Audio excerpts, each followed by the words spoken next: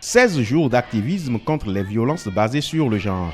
Un véritable plaidoyer de l'ONG Centre d'aide et de lutte contre les violences faites aux femmes, Calvif.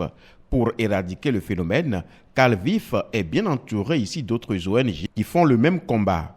Les statistiques parlent. Selon un sondage du ministère des Affaires sociales, sur 52% de la population que constituent les femmes, 69% ont déclaré avoir subi de violences une fois dans leur vie. L'incapacité pécuniaire des victimes pour se rendre dans les centres de santé à proximité ou pour se déplacer vers les CIPEC afin de faire une visite médicale, à l'issue de laquelle un certificat peut être délivré, reste un obstacle majeur pour réunir les preuves de leur agression.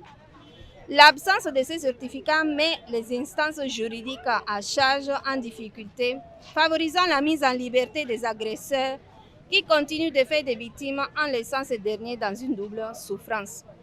Le Centre d'aide et de lutte contre les violences faites aux femmes, en association avec plusieurs organismes de défense des droits des femmes ici présentes, voudrait adresser aux juridictions béninoises les doléances ci-après.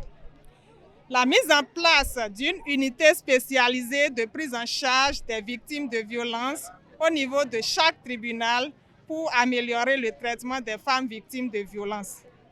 La vulgarisation de la loi numéro 2011-26 du 9 janvier 2012 portant prévention et répression des violences faites aux femmes en langue nationale et son application effective.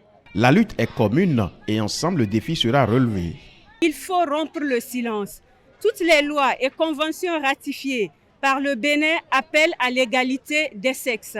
Et la loi protège suffisamment la victime pour qu'elle continue de garder le silence. Vous n'avez pas à avoir peur. Rompez le silence, la loi vous protège. En son article 4, cette loi précise qu'aucune personne victime du harcèlement sexuel ne peut être sanctionnée ni licenciée pour avoir subi ou refusé de subir des agissements d'un employeur, de son représentant, d'un éducateur ou d'une éducatrice ou de toute personne abusant de l'autorité que lui donne sa fonction ou sa profession. Ensemble, donc, pour dire stop au harcèlement sous toutes ses formes.